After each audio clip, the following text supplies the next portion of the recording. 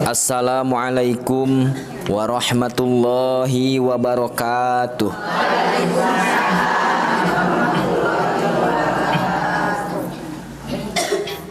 Alhamdulillahilladzi anjalas sakinata fi qulubil mu'minin liyajdadu imanan ma'a imanihim. Asyhadu an la ilaha illallah wahdahu la syarikalah wa asyhadu anna Muhammadan abduhu wa rasuluhu alladzi la nabiyya ba'dah.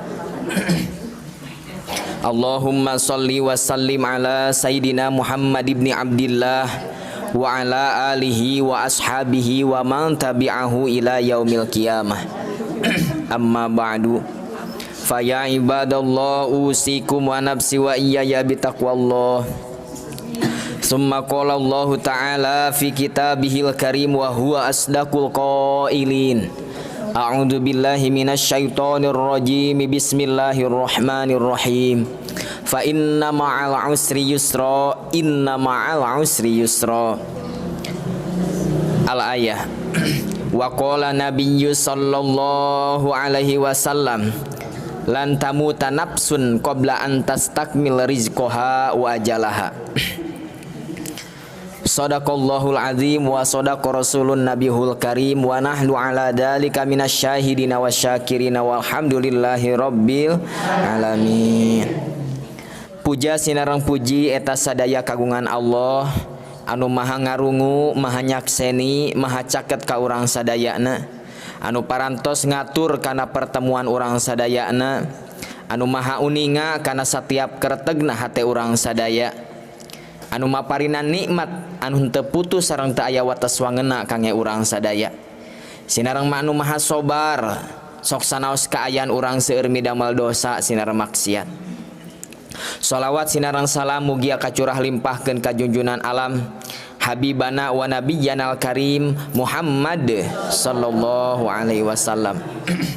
Anu parantos maparin kaluhuran akhlak sinareng uswatun hasanah ka urang sadaya, kanggo ngajantenkeun tolak ukur kahirupan urang sadayana pikeun ngaraih kabagjaan dunia akhirat. Teu hilap ka para ahli wargina, para duriyahna, para sahabatna, tabiin tabi'ahna tug paraga dugi ka urang sadaya. Mudah-mudahan urang kenging syafaat mantena jaga di yaumil jaja. Amin ya Allah ya rabbal alamin.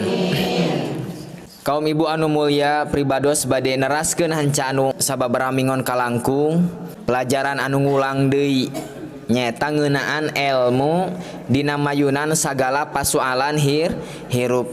Diulang-ulang teh supados janten tadkir, pangeling panggeuing deui supados teu hilap. Jadi we mantep jeung ajeg ngamalkeunana kitu ibu maksudna. Anu kahiji kamari teh ilmunana teh nyaeta siap mayunan anu cocok jeung siap mayunan anu henteu cocok sareng kahoyong urang. Anu kaduana nyaeta ridho, nampi kana setiap takdir Allah, nampi kana setiap kaputusan ti Allah. Ta ayeuna urang lajengkeun kanu katilu nyaeta yassiru wala tu'assir, gampangkeun urusan ulah dihese-hese saur Kangjeng Nabi. Kadituna basyiru wala tunaffir, bungahkeun ulah sok disieun-sieun, bungahkeun jangan dibikin mencekam bahasa Indonesiana. Apan urang mah cana naon entos riweuh nya kana sagala urusan teh. Pribados kantos ngobrol sareng ibu-ibu anu icalan di pasar. Saur pribados teh kumaha kaayaan icalan ayeuna ibu? Cenah ujang, bayangkeun cenah coba. Teu acana naon geus riweuh eta si ibu. Ta geus mencekam. Geus ngajak sangsara eta ka pribados. Omset icalan keur menurun cenah jang. Mangkaning kontrakan sakedap deui bade dicanak ku nu gaduhna. Lamun kontrakan saep arek kumaha cenah ibu ieu mangkaning budak sarakola keneh. Cicilan masih kene aya, kumaha cenah ibu. Sangsara cana naon eta teh bu. Ari kontrakan saepna sabaraha taun deui ceuk pribados ibu? Eta cenah 2 tahun deui jang. Dina hate nyarios kontrakan saepna 2 tahun deui sangsarana ti ayeuna. Padahal saanu apa bulan payun maotnya. Pan rugi eta. Kontrakan saep acan sangsara ti ayeuna maot kadituna rugi eta. Jadi urang mah sok ngarurumit nyalira. acana naon tos diririweuh ku pikiran nyalira. Salah ibu kedahna cek barudak mah jalani nikmati gitu. Jalani heula nikmati heula. Santaikeun, tenangkeun. Yassiru wala tu'assir. Terus cenah ujang kumaha lamun icalan ibu di pasar henteu icalan deui kumaha meureun rezeki ibu teh meureun teu aya. Ibu sanu terang kema ibu teh kenging kontrakan anu langkung sae ti ayeuna. Buah gaduh nyalira angkin mah nya. 2 tahun deui teh kan lami keneh atuh. Nya kumaha cenah lamun teu aya nu ngontrakeun deui nya kurang leuwih kitu obrolan teh ibu. Kumaha cenah rezeki abdi? Ibu rezeki mah ti Allah ya. Memangna rezeki Allah teh terbatas jang anu dagang di pasar wae. Rezeki Allah teh terbatas jang anu boga pare wae, jang anu panen wae, jang PNS wae, jang pagawe wae, jang kiai wae. Henteu ibu. Garong gerot bangsat badag dicukupan ku Allah rezekina nya. Hari rupa eta garong. Padahal eta jelema anu dibendu ku Allah. Piraku lamun urang saroleh tawakal ka Allah bari ka mantep dina ikhtiarna diantap ku Allah. Tapi cenah jang lamun teu dagang deui moal aya penghasilan teu nanaon ibu teu aya penghasilan oge nu penting mah di mana butuh cukup nya. Awas ulah kajebak ibu. Di mana butuh cukup sing emot dia. Butuh jang nyakolahkeun anak cukup nya. Butuh jang mayar cicilan cukup. Butuh jang meser angoan cuk. Butuh jang jajan samen barudak ayeuna cukup biayana kitu we. Butuh jang naik haji cukup we tuluy. Nu penting mah tuh ya wala tuh syek kitu nya. Rezeki mah tos beres ku Allah. Dugi ka iraha eta teh dugi ka ma apan ku pribados kantos didongengkeun dina lebet patuangan ibu waktos urang janin. Dicukupan teh eta rezeki ibu ku Allah. Dicekapan teras-terasan cik sa anu nyaketan janin milari rezeki atawa rezeki nyamperkeun janin ibu. Rezeki nyamperkeun sanes orok meureun janinnya. Janin teh jabang bayi anu aya dina patuangan. Aya orok mah tos kaluar. Apan ibu urang teh kapungkur nuang peuteuy jengkol dorok-dok. Wah, kremus kerekek am rauk-rauk sagubrag we kana patuangan. Diolah numutkeun urusan jeung aturan Allah dina patuangan. Lebet kana badan urang, lebet kana jasad urang kapungkur dina patuangan ibu ngalangkungan tali ari-ari. Tah, plasenta ceuk bahasa sakola mah barudak. Beres ibu rezekina ku Allah. Teu robah salit oge tina posisinya salami salapan bulan sampurna rezekina. Ieu diaoskeun kita ameh yakin kana konsep rezeki ti Allah gitu. Gubra gue urang teh keluar jadi orok eta rezeki ngabrol dararatangnya anu ngalongok ti ditu ti dieu ngirim sagalana. Sok pertarosan pribados cik orok anu ngungudag rezeki atawa rezeki ngungudag orok bu. Rezeki nyamperkeun oroknya. Ah cenah abi mah teh aya nu nganteuran ti ditu ti dieu apan aya cai susu ibu urang kapungkurnya asi keluar apan eta teu dipesen sugan cek ibu urang teh bidan abi teh keur gaduh orok ya ci kaluarkeun cai susu henteu otomatis jadi ti Allah ibunya disedot ku urang jadi otot jadi waos jadi rambut jadi sumsum jadi balung jadi kuku jeung bulu cek paribasana tina naon eta tina cai sus cenah geuningan aya jang ibu-ibu anu teu ngaluarkeun cai susu apan aya sapinya sapi ngaluarkeun cai sus leres teu bu cik orok anu nyamperkeun sapi atau sapi nyamperkeun orok ibu di mana aya sapi nyamperkeun orok mah teu perlu sapina tapi perlu cai susuna ya susuna wae nya perlu cai susuna ulah kajebak awas ieu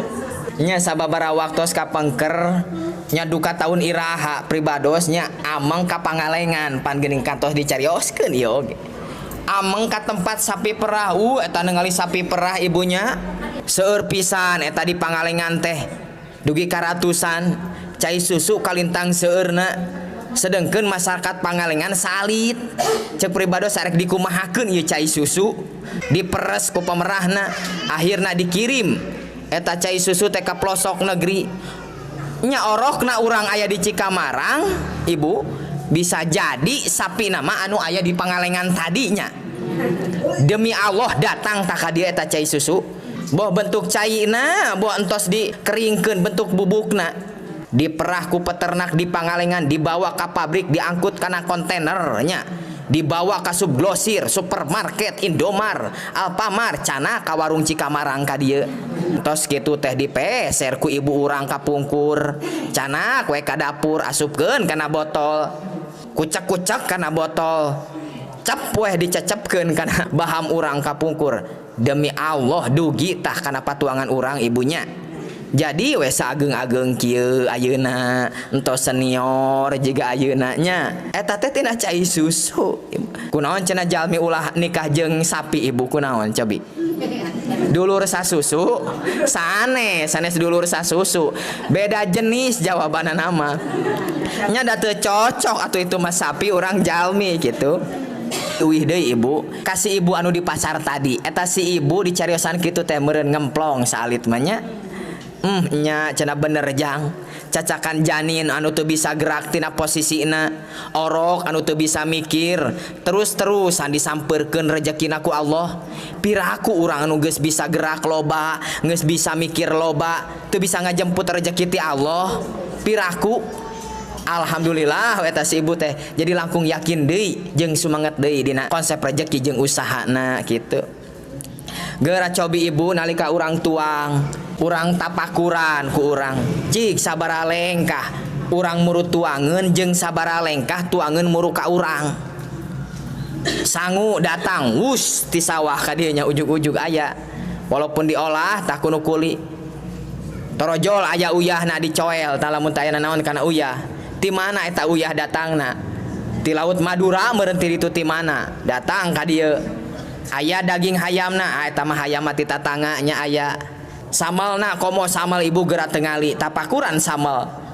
Samal teh ka maman pangmewahna salam dunya cek pribados mah. Sacoet samal eta bahana ngarumpul di dinya nya. Aya tarasina tina hurang-hurangna ti mana cobi? Di laut itu dugi ka dieu ayeuna. Uyahna ti laut ieu, asemna, wah cabena. Teras naon deui jeruk nipisna. Honyena ti ditu ti dieu, ngumpul di dieu.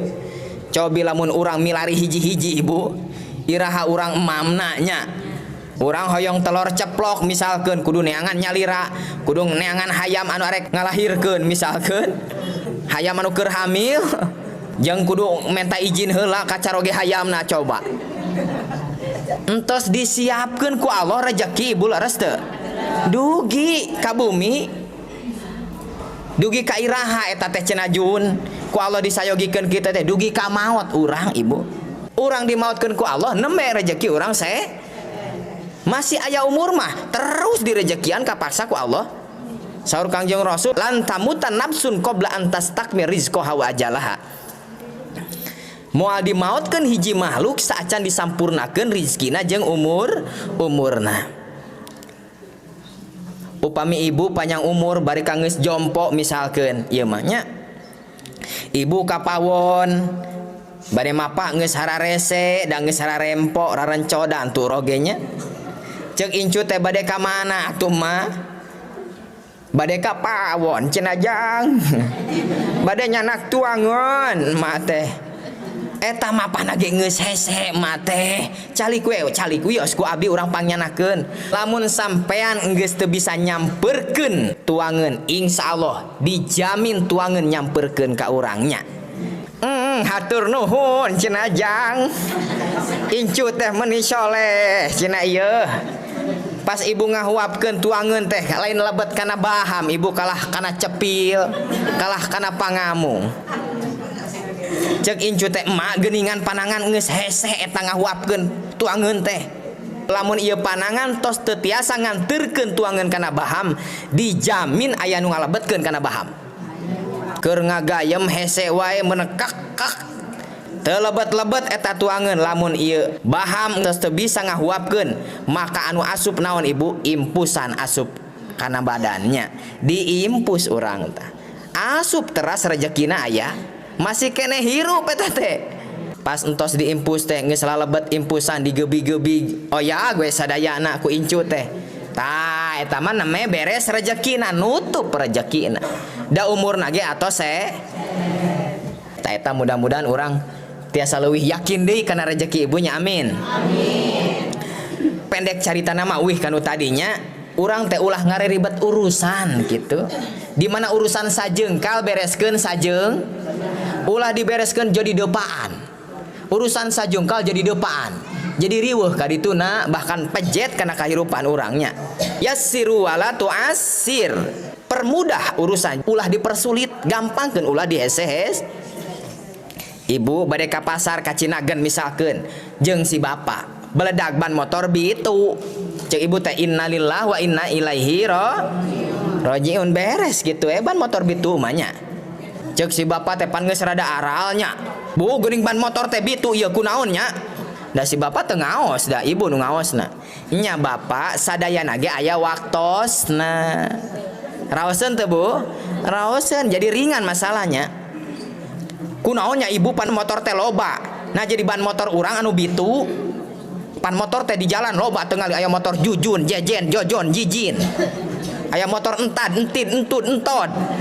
Nah bet motor urangnya anu bitu, ku banding ku loba eta motor kitu di jalan. Ceuk ibu teh hartosna aya rezeki tukang tamal ban dina dompet urang bapak. Deuh raoseun nya. Da rezeki mah atuh pinah-pinah mah nya rezeki di urang terus.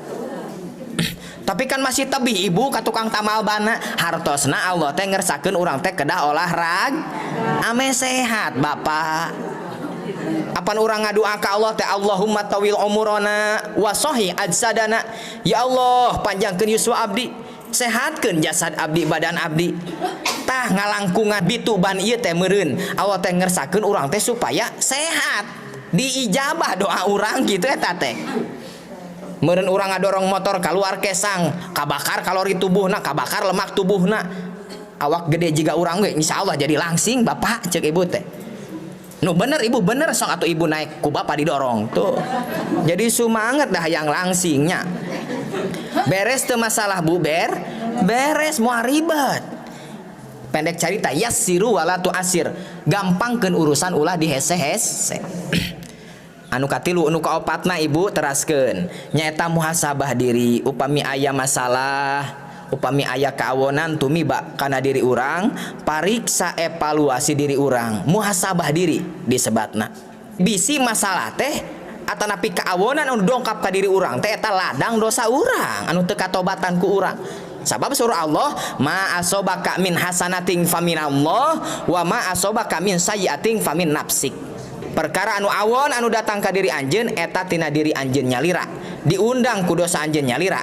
Jeung kasayaan anu datang ka diri anjeun faminallah nyaeta ti Gusti Allah. Jadi lamun kaawonan Bu datang ka diri urang, ta urang teh kedah terang, kedah uninga, yen eta teh diundang ku kaawonan urang nyalira bisa jadi kitu. Misalkeun ibu nuju raos we di bumi. Ujug-ujug caroge teh euy ti padamelan misalkeun nya teu pupuguh nyarek ka ibunya. Nyarek biak karep lak-lakan dasar misalkeun. Cek ibu teh aneh kunaon ieu salaki teh mesang nyarek teu pararuguh. Pan urang teh teu boga dosa ka manehna. Ulah dilawan ibu. Sabab lamun dilawan lain ngabereskeun masalah. Muhasabah diri. Misalkeun teu ngalakukeun kasalahan ka caroge, ngeun bisa jadi di luar ngalakukeun kasalahan anu teu katobatan. Jadi muhasabah parios diri urang. Bisi lisan urang anu seueur dosana, seueur bohongna. Bisi lisan urang anu seueur gibahna, matak nyeletit wae kana hate batur bisi eta parios. Sabab kaawonan diri urang eta teh bakal ngundang kaawonan deui datang ka diri urang. Jadi eta teh cepretan ti Allah bisa jadi kitu ngalangkungan awona lisana caroge urang. Kitu ibunya. Anu kaopat nyaeta muhasabah diri. Sawian deui anu kahiji siap, dua ridho, tilu gampangkeun urusan ulah dihese. Anu kaopatna nyaeta muhasabah diri, pariksa diri. Anu terakhir nyaeta udag pitulung Allah. Cekap Allah anu nulung urang sadayana. Sabab salianti Allah ma ibu la haula wala quwwata illa billahil aliyyil. Salian Allah mah makhluk mah ciptaan Allah anu teu aya daya, teu aya upaya, teu aya kakiatan angin eta sadayana pamasihan ti Gusti Allah. teu aya anu tiasa maparinan manfaat ka urang kecuali izin Allah, teu aya anu tiasa masihan madorot sakalipun ka diri urang upami teu aya izin Allah. Wa iyyam saskallahu bidurring fala kasifalahu illa huwa wa ayyuridka bi khairin fala radda li fadlih. Jadi teu aya anu tiasa maparinan manfaat kecuali izin Allah, teu aya anu tiasa rek nyilakakeun ngabadorotkeun ka diri urang kecuali izin Allah. Matak ibu kunaon geuning jalmi teh seueur anu sangsara, seueur karingrang dina kahirupanana, seueur karingrang ku rezekina, bahkan ku carogena, ku anakna, ku hasil kasabna, ku pangkatna, ku jabatanana. Kunaon eta teh? Sabab haub jeung rojana, kasieun jeung harepanana seueur ka makhluk ibu. Seueur kana duniana sanes ka Allah. Ta eta sumber kasangsaran hirup teh ibu. Urang mah seueur mangeranan kana makhluk, seueur ngaistimewakeun kana makhluk. Anu mangeranan usaha sieun bangkrut, mangeranan kana pare sieun gagal panennya, anu mangeranan kana padamelan sieun teu aya damel, mangeranan kana duit sieun teu gaduh duit atuh, mangeranan kana jabatan sieun dipecat, sieun dieureunkeun. Anu mangeranan kana caroge pasti carogena sieun meninggal lagi nya. Nah jadi kitu eta. Ai meninggal lagi aya lagihan malain meninggal atuh. Anu mangeranan kana harta sieun hartana seep tuh. Anu mangeranan ka Allah la khaufun alaihim walahum yahzanun. Teu ingis ku perkara anu geus kaliwat, teu ringrang ku perkara anu bakal datang. Tah ieu saleresna ibu rahasia dina kahirupan urang teh nya. Upami urang aya masalah ngajerit satarikna ka sawae, lumpat satarikna ka mana wae, sasadu ka mana wae ka sawae, tetep anu tiasa nulung urang mah nyaeta muhiji Gusti Allah. Makana hasbunallah wa ni'mal wakil, ni'mal maula wa ni'man cekap Allah anu nulung urang sadayana tina satiap kahimpit masalah urang, tina satiap karumit masalah urang. Urang mah tiasa nyarios ka jalmi mangga tulungan abdi mangga tiasa kitu mung cekap eta dina bah mungkul mangga eta mah. Tapi hate urang manteng ka Gusti Allah. Sabab jalmi mah aya kalana ibu salah kaputusanana nya. Aya kalana tetebakanana eta jalmi. Salah ucap teh boga masalahna jalmi mah. Aya pura-purana, aya mentingkeun kapentingan nyalirana eta jalmi. Hiji nyaeta siap. Di mana mayunan pasoalan teh satu acanana urang siap mayunan anu cocok jeung siap mayunan anu henteu cocok sareng kahoyong urang. Anu kaduana nyaeta ridho kana setiap kaputusan Allah. Faman rodiya falahu ridho, jalma anu ridho kana kaputusan Allah, kana takdir Allah, Allah bakal ridho ka urang. Anu katiluna yassiru wala tu'assir, gampangkeun urusan ulah dihese anu kaopatna muhasabah diri, pariksa diri urang bisi kawonan teh eta teh ladang tina dosa urang anu henteu katobatan.